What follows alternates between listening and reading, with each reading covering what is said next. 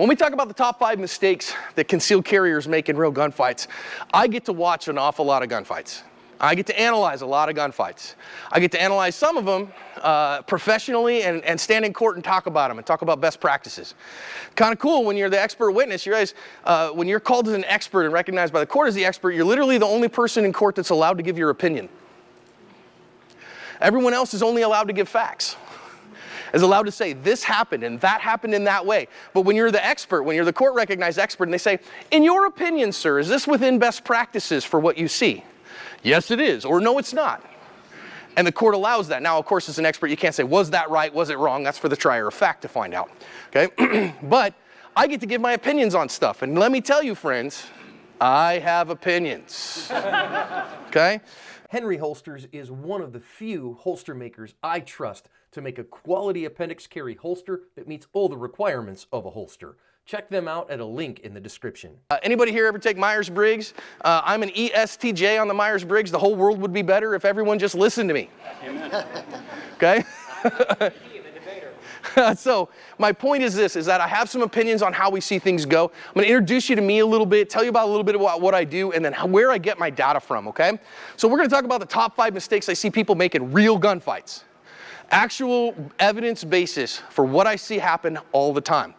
One of my pet peeves is that in the self-defense industry, in the firearms industry, in the defensive firearms industry, there's plenty of part of the firearms industry has nothing to do with self-defense, and I'm totally cool with all of that, right?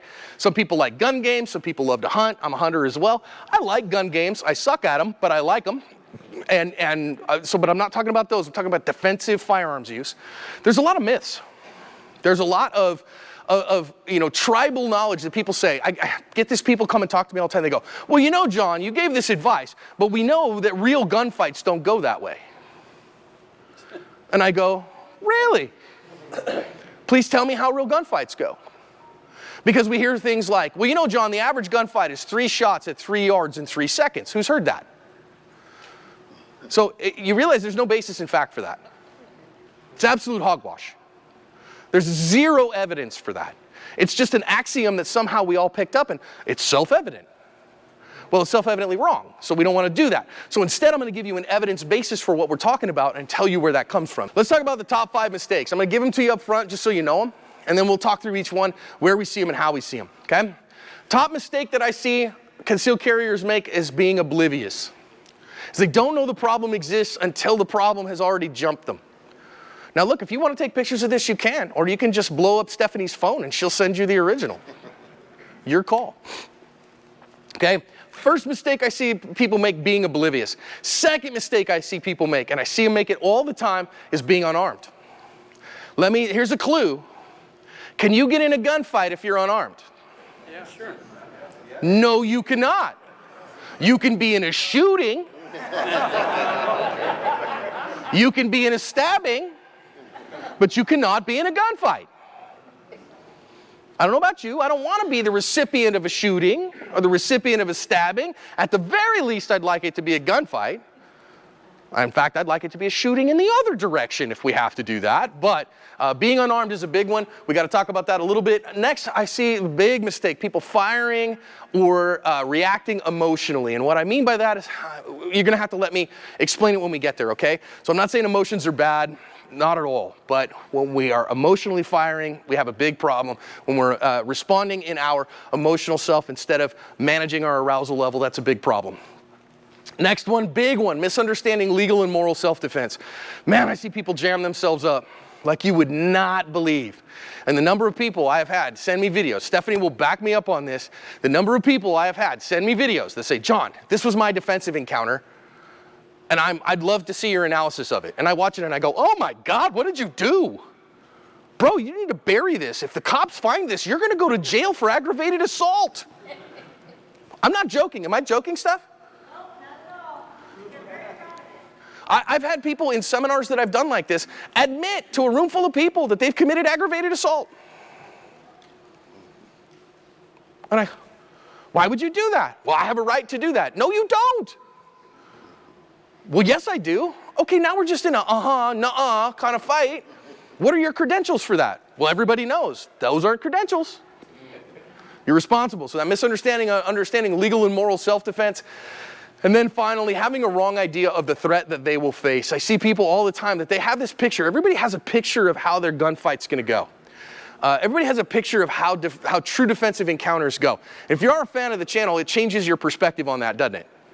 I can tell you that analyzing them every day has changed my perspective on how they really go. You know, it's funny, you know, I know that people have a skewed perspective. And anybody here subscribe to Active Self-Protection Extra, the second channel? If you're subscribed to the second channel, you might see on Wednesday I put up a video. How many reloads should a private citizen carry? 0. Now, I said in this video, I don't care how many you carry.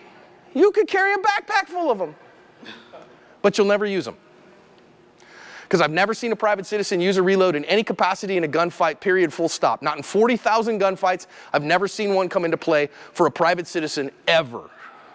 On-duty cops are a different story because of the mission difference. Now, I'm not telling you not to carry one. I'm just saying they never come into play. And a number of people go, I can't believe you said that you shouldn't carry a spare magazine. So I didn't say that. I just said you carry anything you want, just recognize it's a whoopee. It's a warm, fuzzy blankie that helps you feel good about yourself. Which, are whoopies okay? Yeah, I don't care, I have a whoopee. We all do that stuff, it's fine, it doesn't hurt my feelings any, just recognize it for what it is. It doesn't hurt my feelings at all. And they're like, but yo, God, I can't believe you said that. You're a mess and you should be ashamed. Why? Because I don't carry a reload for running out of ammo. I carry a reload because I might have to clear a malfunction in my gun. Never seen in 40,000 encounters a private citizen use a spare magazine to clear a malfunction in their firearm. Never seen it. Seen malfunctions happen. Never seen one need a spare to get them fixed. And if you're worried that your magazine that's in the gun could malfunction, fix that noise. And you're like, well, I carry a 19 by God 11. Then you truck your butt down there to the Wilson Combat booth in the very corner over by the cafe, and you buy a couple of 47 Deltas. That's the correct magazine. Anybody here carry a 19 by God 11? A couple people? It's okay. You're like World War II reenactors? Right? Just kidding. I'm only serious. Okay? But seriously, if you're carrying a 1911, Wilson Combat Magazines is it. Now, some people say, or Chip McCormick's. Wilson bought Chip McCormick out. They're all Wilson Combat Mags now, right? They're all the same magazines, which are great. Those are the right ones to get. And otherwise, should you know beyond a shadow of a doubt that your magazine is 100% reliable? You should, absolutely, unequivocally. And if you're worried about that, change magazines.